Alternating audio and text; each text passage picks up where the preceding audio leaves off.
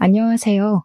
저는 30대 중반에 접어든 아직은 살 날이 더 많이 남아있는 여성입니다.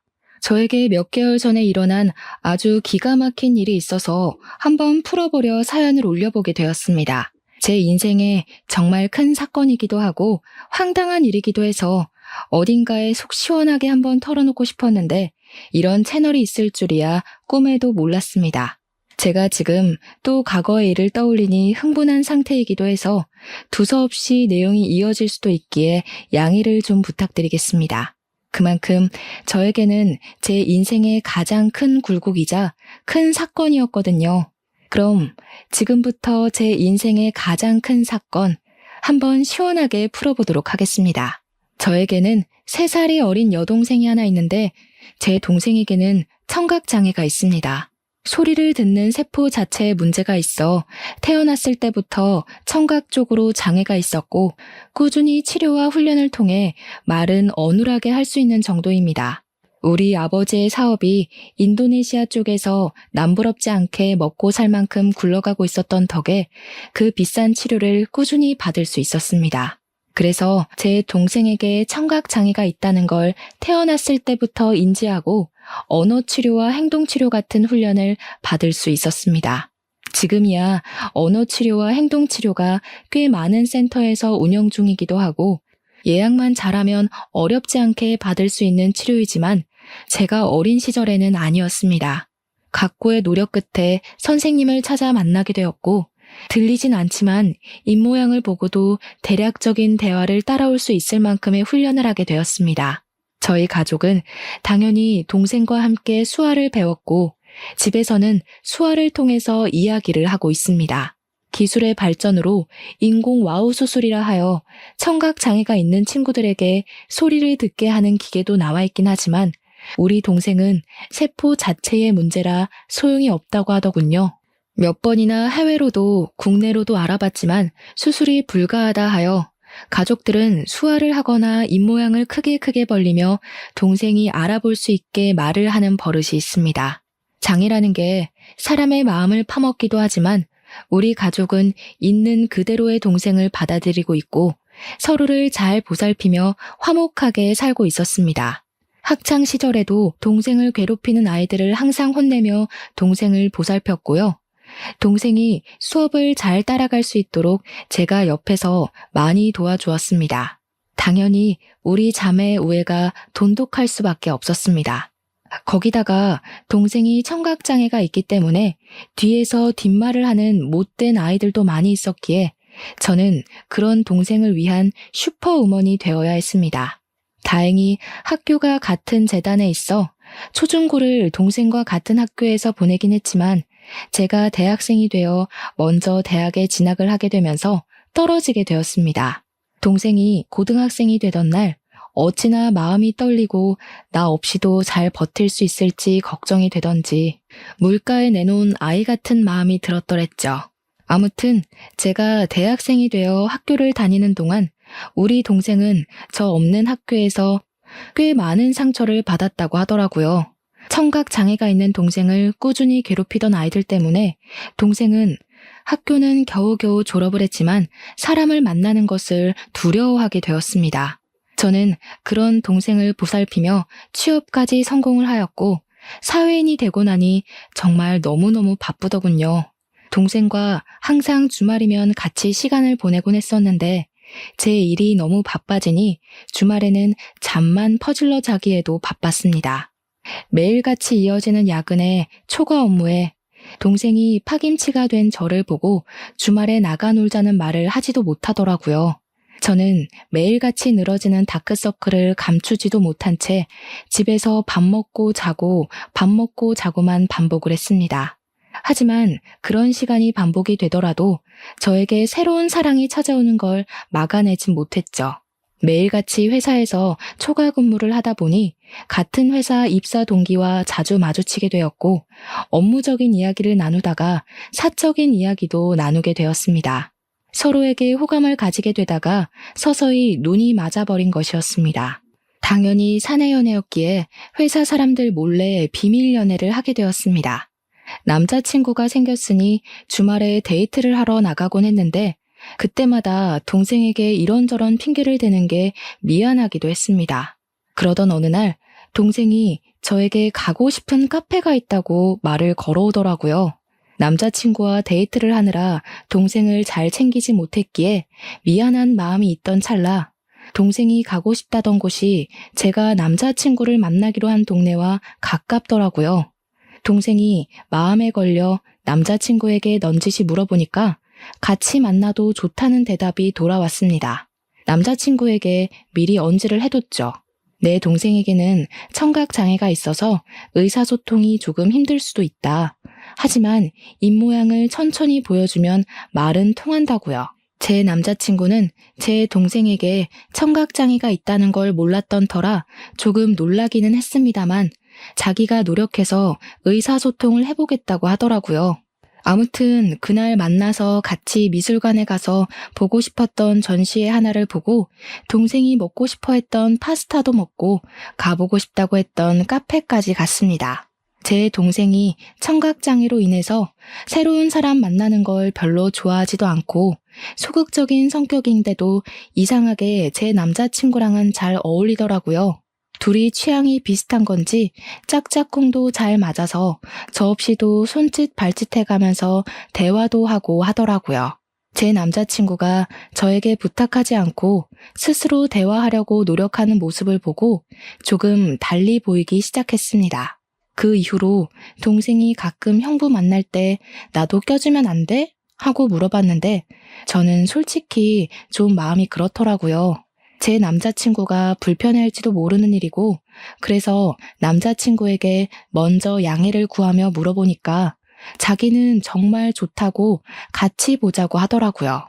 그러더니 무슨 동네에 봉사 동호회 같은 데에 가입까지 해서는 수화를 배우기 시작했습니다.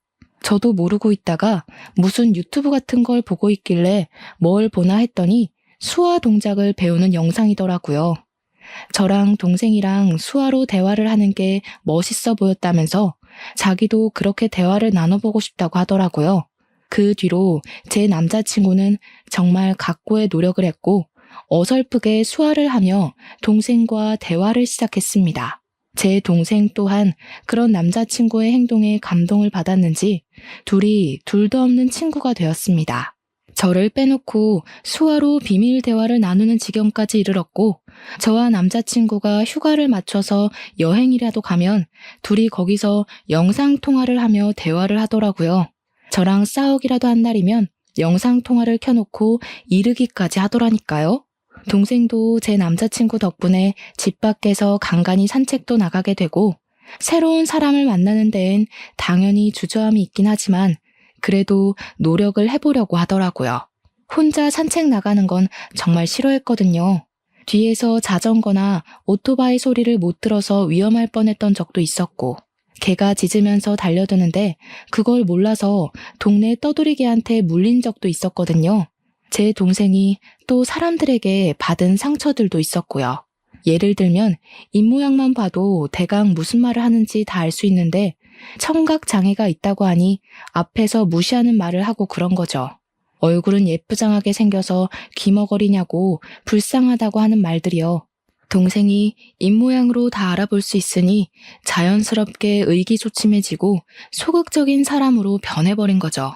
하지만 제 남자친구가 편견 없이 대해주고 자기를 위해서 수학까지 배우는 노력을 했으니 얼마나 신이 났겠습니까?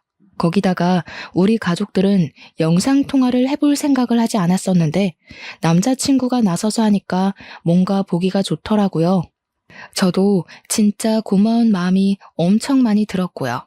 남자친구가 영업부 특성상 출장이 꽤 많았는데 그럴 때마다 우리 가족 선물도 챙겨오고 했습니다.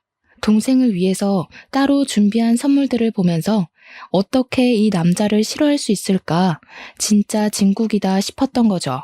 그렇게 2년을 만나고 나니까 동생이 저에게 넌지시 찔러보더라고요. 언니는 결혼 생각 없어? 이러면서요. 뭐 2년을 만나긴 했지만 제 나이가 30도 되지 않았을 때라 결혼은 벌써 생각하고 싶지 않다고 딱 잘랐죠. 동생이 저한테 약간 정색을 하면서 언니도 내년이면 30이다. 형부는 언니보다 나이도 더 많지 않냐? 하면서 이야기를 하더라고요. 결혼에 대해 진지하게 생각을 좀 해보라며 이야기를 하니까 진짜 그럴 나이가 됐나 싶기도 하고 말이죠. 그 뒤로도 몇 번이나 저에게 결혼 타령을 하니까 진짜 결혼을 해야 하나? 이 사람이랑 하는 게 맞나? 하는 생각으로 넘어가게 되었습니다. 저는 그때까지도 동생이 제 남자친구랑 내통을 해서 둘이 짜고 저를 떠본 거라고는 생각도 못했습니다. 남자친구가 저보다 4살이 연상이었기에 집에서도 슬슬 결혼 이야기가 나오고 있었나 봐요. 남자친구한테 계속 결혼할 여자 없어? 선이라도 알아봐줘? 하면서 집안 어르신들이 이야기를 하니까 제 의견을 한번 들어보고 싶었던 거죠. 저랑 결혼을 하고 싶긴 하지만 제가 아직 29살이고 의중을 모르니까 동생과 함께 짜고 떠본 것이었습니다. 동생이 한 3개월 내내 결혼 노래를 부르니까 한 해가 더 지나고 제 나이 30에 결혼을 한번 해볼까 싶은 마음이 들었습니다. 동생한테 지금 결혼하면 후회하지 않을까? 남자친구가 너무 좋은데 그냥 결혼할까? 하고 이야기를 하니 고개를 막 끄덕이더라고요. 빠른 거 아니라고, 지금 결혼해도 후회하지 않을 거라고, 형부 너무 좋은 사람이라고 하면서요. 둘이 짜고 치는 고스톱이라는 걸 알게 된 건 남자친구가 딱 3주 뒤에 저에게 프로포즈를 해서 알았습니다. 동생이 저에게 어떤 프로포즈를 받으면 감동받을 것 같냐, 뭐 이런 걸 물어봤었거든요. 아주 종합 선물 세트로 준비를 했길래 눈치를 못 챌 수가 없었죠.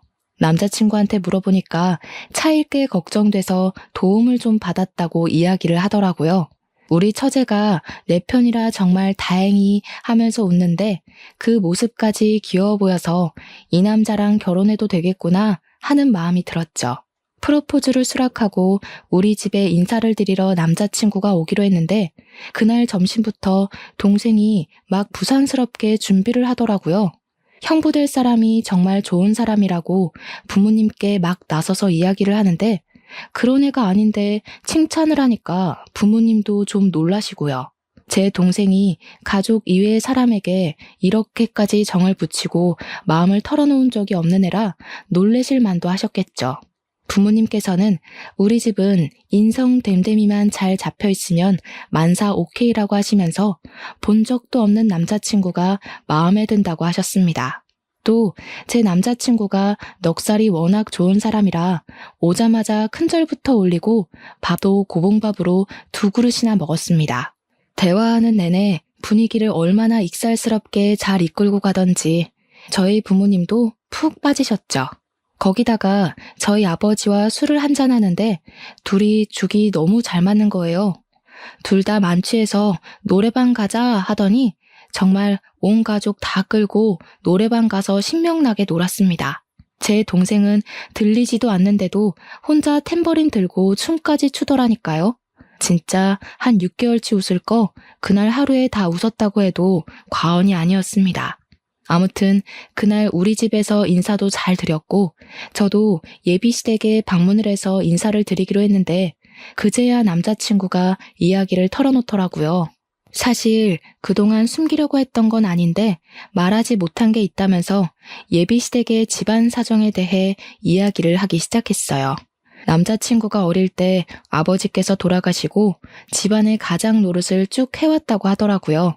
당연히 형편이 좋지 못해 대학도 못 갔고 바로 부사관으로 입대를 해서 군 생활을 하다가 27살에 전역을 했다고 하더군요. 할 줄 아는 게 없어서 2년 동안 각고의 노력 끝에 자격증들을 줄줄이 따게 되었다고 했습니다. 지금 회사에 입사를 하게 된 것도 고졸 전형으로 입사를 한 거라며 미리 말을 못해서 미안하다고 하는 겁니다. 아버지께서 돌아가실 때 빚을 좀 남겨놓고 가서 그 빚을 갚으라 여태 모아둔 돈이 별로 없다고 하면서요. 저는 솔직히 너무 놀랐죠. 거의 3년을 만났는데 그동안 그런 사정을 단 한 번도 비치지 않아서 몰랐거든요. 항상 깔끔하게 옷을 입고 다녔고 마음에 공허함이 있다거나 어딘가 부족하다, 모자라다 하는 느낌이 전혀 없어서 짐작도 하지 못했었습니다. 그것도 결혼 직전에 와서 그런 이야기를 하니까 순간 마음이 흔들리는 건 어쩔 수가 없더라고요. 제 눈에 동공지진이 일어날까 제 손을 딱 잡으면서 이야기를 하더라고요.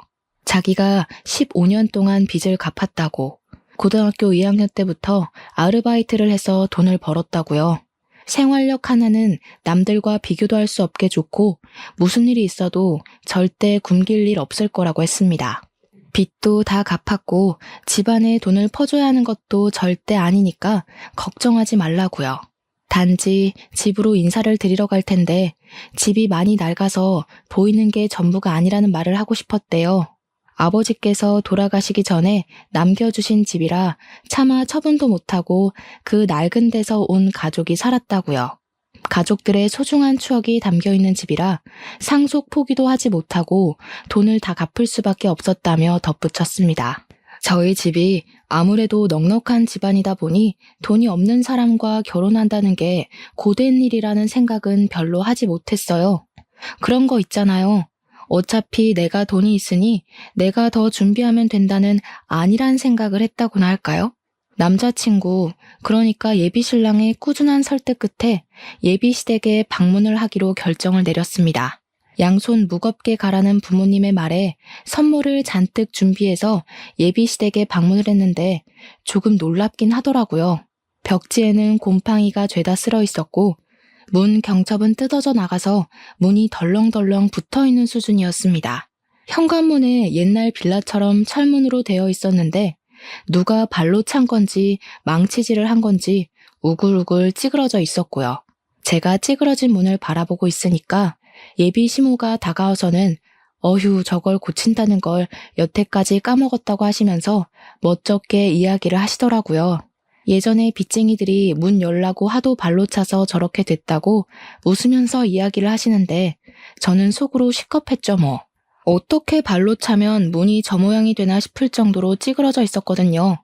제가 방문을 하긴 했는데 시댁이 진짜 냉골이더라고요. 너무 추워서 팔에 소름이 쭉 돋을 정도였다고나 할까요? 제가 약간 으슬으슬해하니까 예비신랑이 예비시모한테 보일러를 좀 떼지 왜 이렇게 집이 춥냐고 한 소리를 했습니다. 그러니 예비시모가 눈을 살짝 흘기면서 돈 아껴야지 무슨 보일러니? 하면서 씻을 때나 잠깐 틀면 된다고 하시더라고요. 저보고 춥냐고 묻더니 집에서 입는 겉옷이 있다고 예비신랑이 군대에서 입었을 법한 깔깔이 같은 걸 하나 쓱 주시더라고요. 저는 집에서 입는 겉옷이 있다는 사실에 2번 놀랐죠. 거기다가 그 옷에서 나는 이상한 쩐내에 3번 놀랐습니다. 쿰쿰하고 뭔가 지린내 같은 쩐내가 나서 도저히 못 입겠다 싶어서 예비 시모에게 돌려드렸어요. 저녁이나 먹자고 하시길래 제가 뭐 도와드릴 건 없나 하고 기웃기웃하니까 예비 신랑이 앉아있으라고 하대요. 그 말에 예비 시모가 저한테 부잣집 아가씨라던데 그 손으로 뭘 하겠냐고 가만히 있는 게 돕는 거라고 하시더라고요. 그 말을 듣는데 약간 기분이 쎄한 것이 저를 별로 마음에 안 들어 하시나 싶기도 했습니다. 저녁밥이라고 대충 상을 차려주셨는데 물론 저희 집과는 가정 환경 자체가 차이가 나니까 그럴 수 있다 생각은 하면서도 영 기분이 별로인 거예요. 치킨 볶음밥 같은 거랑 김치만 냅다 올려져 있는 상이었는데 예비 시모가 우리 집 김장김치가 정말 맛있다면서 밥 2공기 먹어도 된다고 하시더라고요. 제가 밥을 젓가락으로 뒤적거리다가 이거 치킨이에요? 하고 물어봤더니 예비 시모 하는 말이 어제 치킨 시켜 먹고 남은 걸로 볶았다고 하시더군요. 음식 남기는 거 벌 받는 거라면서 환경 보호해야 된다고 덧붙이시는데 제 얼굴이 다 빨개지더라고요. 물론 제가 상다리 부러질 만큼의 식사를 기대한 건 아니지만 남은 치킨으로 만든 볶음밥에 김장김치 덜렁 있는 건 아무리 생각해도 아니잖아요. 제 표정이 점점 굳으니까 예비신랑이 안절부절하는데 저는 그러면 제가 사온 고기라도 구워주실 줄 알았거든요. 근데 그 고기는 나중에 우리 딸 오면 구워 먹어야지 하면서 냉장실로 직행하더라고요. 도저히 입맛이 없어서 밥 한 술 뜨지도 않고 수저를 탁 내려놨습니다. 그러니 그제야 예비신랑이 예비시모한테 화를 내더라고요. 아니 엄마, 내가 어제 준비 좀 잘해달라고 10만 원 드렸잖아요. 그 돈으로 장도 보고 하시라고요. 어제 네 조카들 놀러 왔던 거 몰라서 그래? 걔네도 힘들게 사는데 내가 장이나 보고 그럼 되겠니? 네 조카들 필요한 거 사라고 내가 용돈 줬다.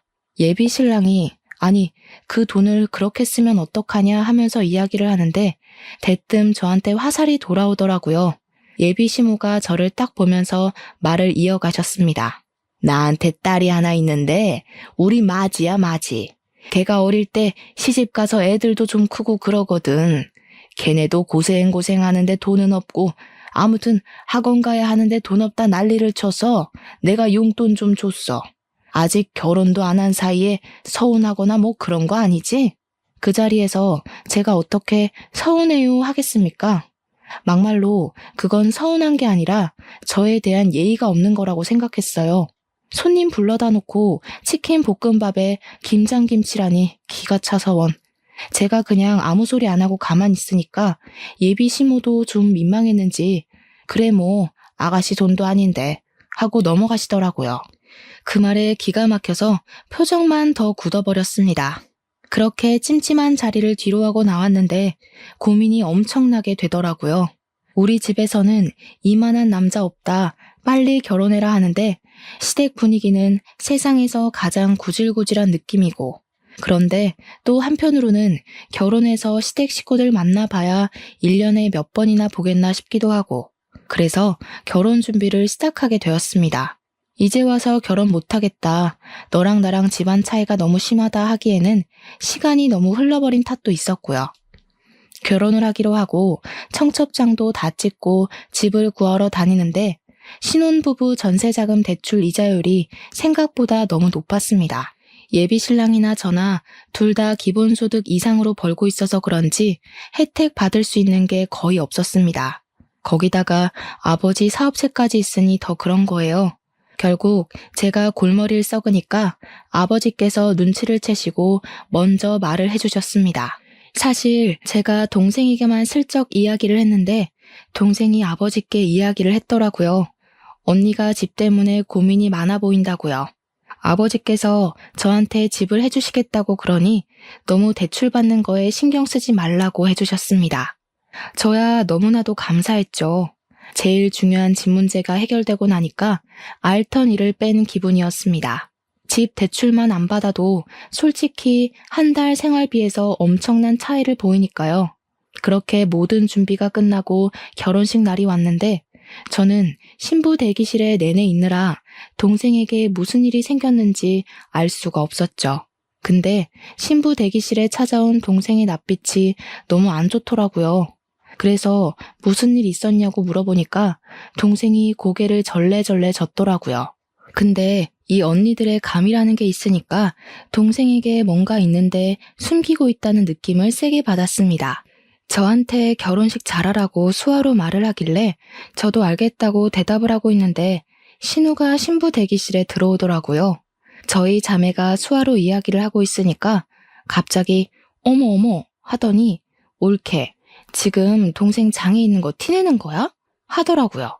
순간 내가 무슨 말을 들은 건지 싶어서 신우한테 지금 뭐라고 했냐고 되물었더니 인상을 팍팍 쓰더라고요. 우리 동생이 그 찰나에 어깨를 움츠리는 걸 보고 이 망할 신우가 내 동생한테 뭔 짓을 했나 싶었습니다. 제가 빤히 신우 얼굴을 보고 있으니까 신우가 하는 말이 결혼식 입구 앞에서 사돈어른이랑 사돈처녀가 수화로 대화를 하더라고 하면서 운을 뗐어요. 그런데 자기 쪽 친척이 신분의 집안에 벙어리가 있냐고 물어봤다면서 그래서 벙어리가 아니라 귀머거리라고 했다고 이야기를 하는 겁니다. 순간 심장이 벌렁벌렁하면서 화가 엄청나게 나더라고요. 근데 신우가 거기서 멈추지 않고 선을 넘더라고요. 자기네 친척이 그런 거 다 유전병 아니냐고 물어봤다면서 동생이 장손인데 하자 있는 집에 장가 보내는 거 아니냐고 난리를 쳐서 자기가 곤란했다고 하더라고요. 우리 동생이 아무리 못 듣는다고 해도 눈치라는 게 빤히 있는데 입모양만 보고 대충 무슨 이야기인지 알아차린 것 같더라고요. 고개를 푹 숙이고 훌쩍거리는데 그 상황에서 열이 안 받을 언니가 어디 있겠습니까?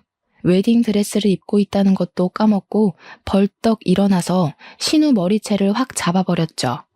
그러니까 도우미로 와주신 이모님이며 옆에 있던 제 친구들이며 놀래서 저랑 신우를 막 말리고 뜯어놨습니다.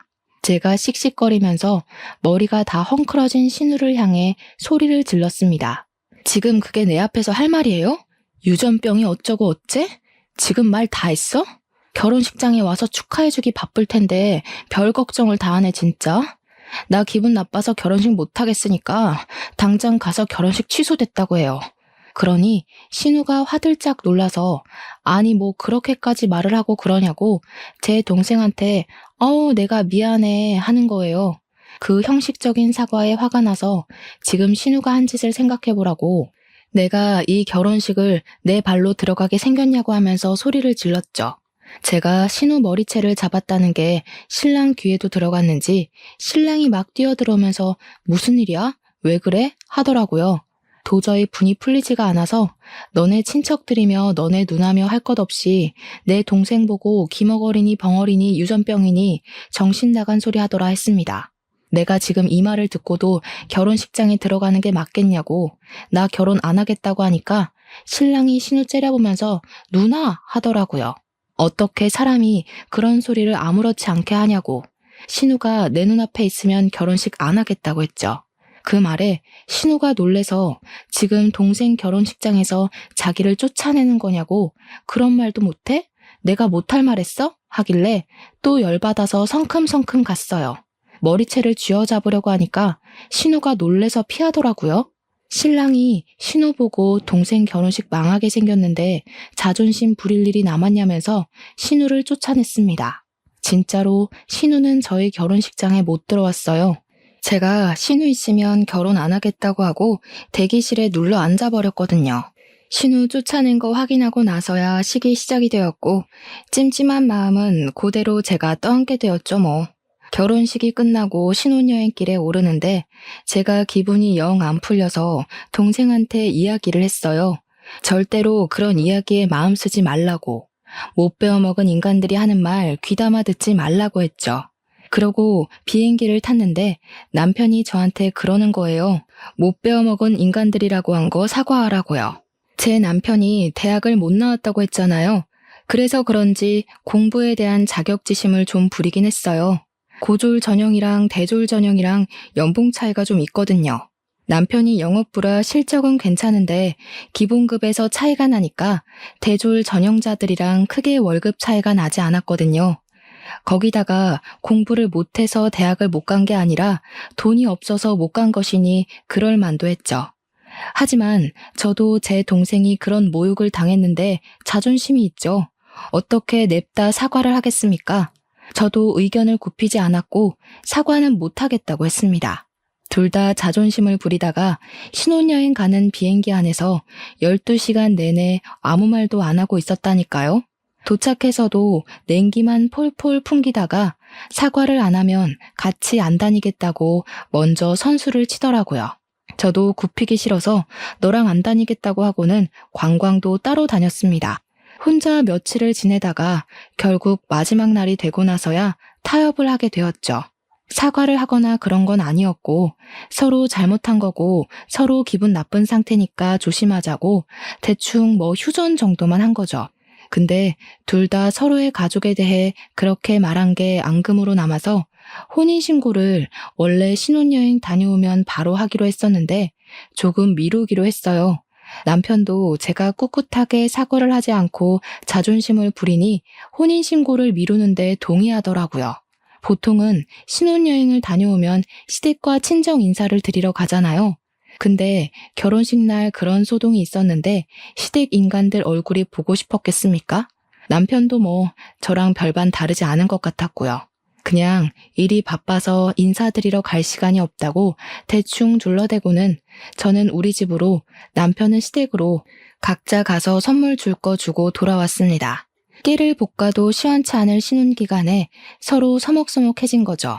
연애할 때도 이렇게 싸워본 적이 없었기에 저희는 어떻게 풀어야 할지 방법도 모르고 있었습니다. 그렇게 한 달이라는 시간이 좀 지났을까 시모가 갑자기 할 이야기가 있다면서 시댁으로 오라고 부르더라고요. 그 곰팡이 쓸어있는 냉골 같은 집에 갈 생각을 하니까 너무너무 싫었지만 피하는 것도 하루 이틀이지 불렀는데 가야죠. 퇴근하고 남편이랑 같이 찾아가니까 시모가 그러더라고요. 예, 너네 집 말이다. 아무리 사돈어른이 해줬다고 해도 그렇지 어떻게 부부간에 정도 없이 딱 네 명의로 했니? 저희 아버지께서 제 결혼 선물로 해주신 건데 당연히 제 명이죠. 그러면 세금을 좀 많이 내야 하지 않니? 우리 아들 명의로 했으면 세금도 덜 내고 얼마나 좋아. 세금이 다 똑같죠. 얘가 뭘 모르네. 우리 아들이 산 것처럼 매매 형식으로 꾸몄으면 얼마나 좋니? 너한테 가면 상속세도 물어야 할 텐데 당연히 세금이 더 나오지. 애가 헛똑똑이야. 저희 아버지께서 사업체를 운영하고 계신데 지금 탈세를 하라고 하시는 거예요. 어차피 세금도 저희 아버지께서 다 내주셨는데 뭐가 문제라는 거죠? 아버지께서 저한테 돈 쌓아두면 뭐하냐고 딸한테 주는 건 아깝지 않다고 하셨거든요. 그래? 처가 사랑은 사위라던데 사위한테도 아깝지 않으시겠지?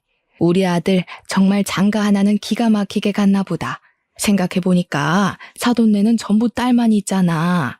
사업은 자고로 남자가 해야 제대로 굴러가는 법인데 사돈댁에는 아들이 없으니까 우리 아들한테 딱 물려주면 되겠다 싶은 생각이 들더라고. 그 말을 듣는데 욕심낼 걸 욕심내야지 진짜 기가 막히더라고요. 가뜩이나 시댁에 대한 인식이 바닥을 치고 있는데 저런 욕심까지 내니까 저게 사람인가 하는 생각도 들고요.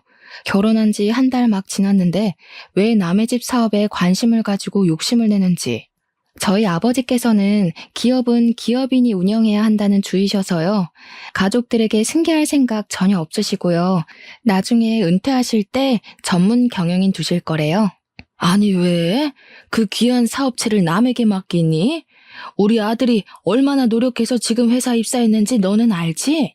우리 아들 능력 한번 보면 말이 달라지실 거다. 그러지 말고 이참에 사돈네 회사에 우리 아들 한 자리 주라고 좀 해봐. 한 자리에서 능력 좀 보고 기업도 물려받고 하면 딱이지 않겠어? 우리 며느리 능력 좀 한번 보자. 남편이 잘 돼야 아내도 편한 법이야. 어머님, 지금 아들 취업 청탁하시는 거예요? 어머님 아드님은 자기 능력으로는 아무것도 못하는 바보인가요? 지금 다니는 회사도 열심히 노력해서 취업한 거 알아요. 충분히 자부심 느끼면서 사는 것 같던데 왜 그러세요? 우리 아버지 회사에 굳이 취직 안 해도 이 사람 잘하고 있는데 그런 말씀으로 취업 청탁하시면 어머님 아들만 바보 만드는 거예요. 그러니까 시모가 씩씩거리면서 지금 우리 아들 바보라고 했냐, 모자란 놈 취급이냐 하면서 성을 내시더라고요. 제가 뭐 틀린 말 한 것도 아닌데 씩씩거리니까 웃기더라고요. 저도 제 할 말 끝났으니까 그냥 자리에서 일어나 버렸습니다. 그 자리에 더 앉아있어 봐야 얼굴 붉힐 일만 남은 것 같고 이런 취업 청탁이 영 듣고 싶지도 않았고요.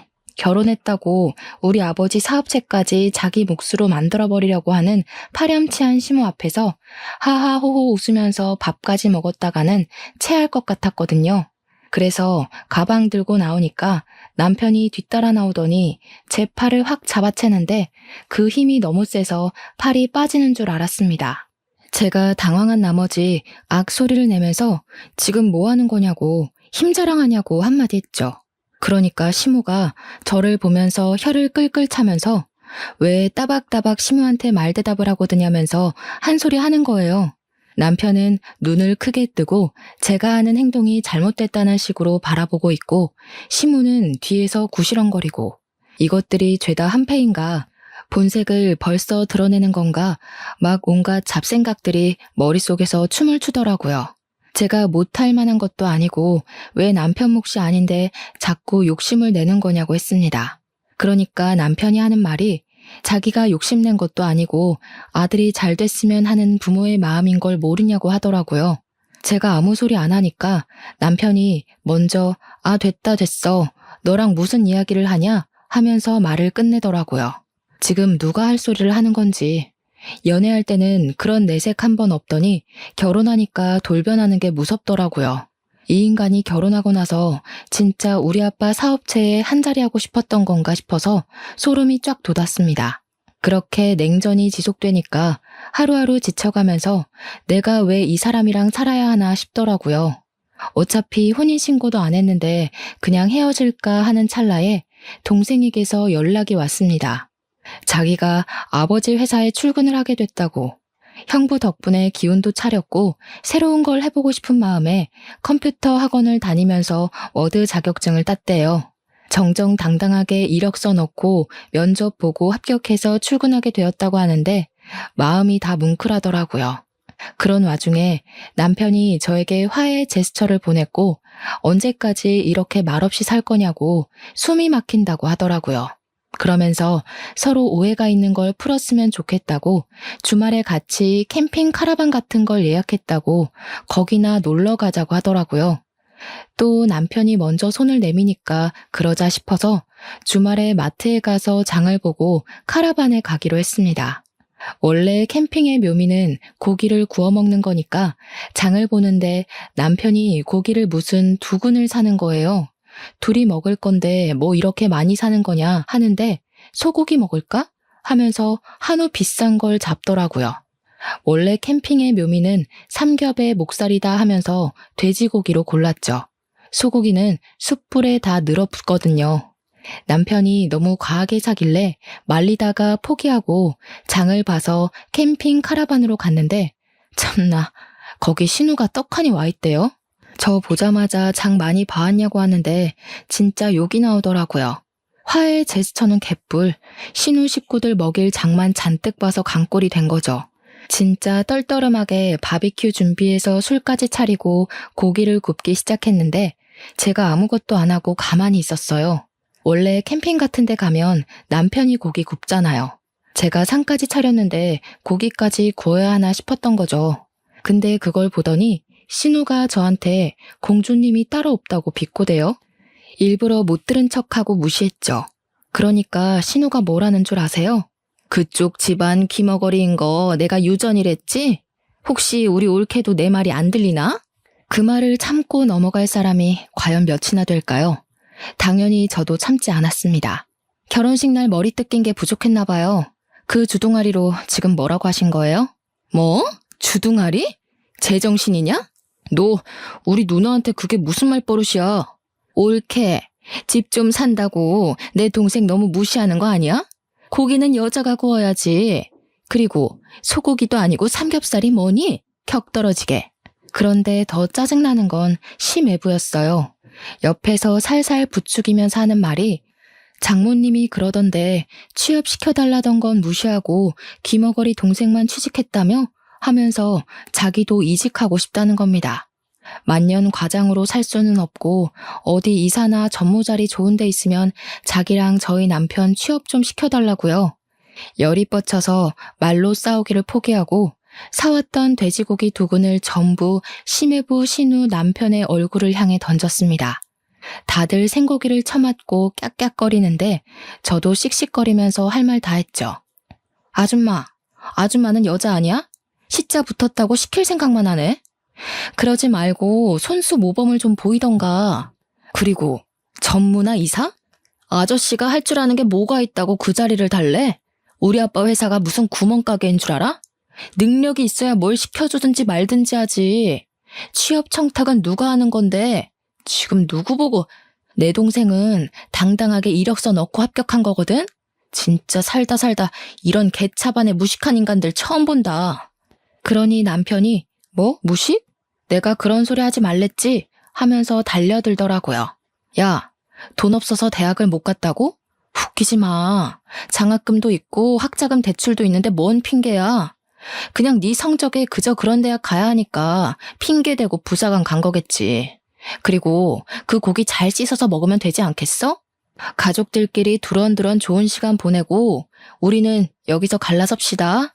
혼인신고도 안 했겠다. 집도 4명이겠다. 혼수도 내가 해왔겠다. 몸만 나가면 되지? 옷까지 몇 개 있는 거 그건 택배로 보내둘게. 착불로. 남편이 뒤에서 부들부들 떨면서 진짜 가면 이혼이야 하는데 저는 이미 갈라서기로 결심했는걸요. 그대로 운전해서 신혼집 비밀번호부터 바꿔버리고 대충 짐 싸서 친정으로 도망을 왔습니다. 친정 부모님이 놀라시긴 했지만 제가 차근차근 모든 일을 이야기하니까 아무 소리 하지 않고 잘했다고 해주셨어요. 그 와중에도 카라반에서 1박을 하고 온 건지 다음날 집 비밀번호 뭐냐고 난리치는 거 내 집에 자꾸 들어가려고 하면 가택 침입으로 고소하겠다고 했습니다. 친정집에서 출퇴근을 하는데 같은 회사를 다니고 있으니까 회사에서도 계속 찾아와서 난리를 치더라고요. 한 열흘 지나니까 저도 스트레스를 받고 아버지께서 저한테 그러지 말고 아버지 회사에 들어오는 게 어떠냐고 하셨습니다. 회사에 바로 사표 던지고 아버지 회사에 낙하산으로 들어가기로 했죠. 사표 내고 오전 중에 신혼집 가서 남편 물건 택배로 보내고 나왔는데 오후에 퇴근하고 나서 또 비밀번호 타령하길래 바로 경찰 불렀습니다. 혼인신고도 안 했으니까 가택 침입으로 조사를 받게 됐고 그제야 제가 물을 마음이 없다는 걸 알았는지 갑자기 잘못했다고 하대요. 소 잃고 외양간 고치는 것도 아니고 저는 이미 결심이 섰기 때문에 싹 무시했습니다. 며칠이 더 지나자 이번에는 시모가 재산 분할을 해달라고 연락이 온 거예요. 어디서 뭘 찾아본 건지 재산 분할은 귀책 배우자 상관없이 하는 거라고 당당하게 말하길래 저도 이야기해줬죠. 변호사한테 물어보라고. 고작 5달 살았는데 무슨 재산 분할을 해주냐고요. 거기다가 아직 혼인신고도 안 했는데 재산 분할할 대상도 아니라고 하니까 시모도 변호사한테 물어봤나 봐요. 어디 법률사무소에 가도 똑같은 소리를 하니까 저한테 위자료 1,000만 원만 주면 안 되겠냐고 하더라고요. 위자료는 지금 누가 받아야 하는데 그딴 소리를 하냐고 꺼지라고 해줬죠. 회사도 그만뒀겠다. 신혼집도 꽁꽁 닫아버렸겠다. 남편이 아무리 뻔뻔해도 친정집 와서 난동은 못 부리더라고요. 아버지께서는 시간이 지나면 다 잠잠해질 거라고 하시면서 저를 위로해 주셨습니다. 덕분에 아침마다 아버지랑 동생 손잡고 같이 회사 출근하고 있어요. 이혼이랄 것도 없는 제 짧은 동거 생활 5개월을 이렇게 청산하고 벌써 3개월이라는 시간이 더 흘렀습니다. 아직까지도 가끔은 야밤에 자니? 하면서 문자가 오긴 하는데 나중에 스토커 짓이라도 하면 고소하려고 증거로 남겨주고 있습니다. 전 회사에서도 수근수근 거린다는데 언제까지 붙어있나 두고 보려고요. 저는 아버지 회사에서 출퇴근 잘하면서 동생과 같이 주말에 놀러도 가고 시간을 잘 보내고 있답니다. 남자라면 치가 떨리지만 그래도 가족들은 좋은 사람 만나서 재혼하길 바라는 듯 하시네요. 그건 시간을 두고 천천히 생각해보면 되겠죠? 앞으로는 겉과 속이 다른 사람은 피하고 싶어요, 정말. 아주 짧은 결혼 생활이었지만 비혼도 나쁘지 않은 선택이라는 결심에 힘을 실어준 시간이었습니다. 여러분들도 현명한 결혼 준비 혹은 비혼 준비하시길 바라면서 제 이야기는 여기서 마치도록 하겠습니다.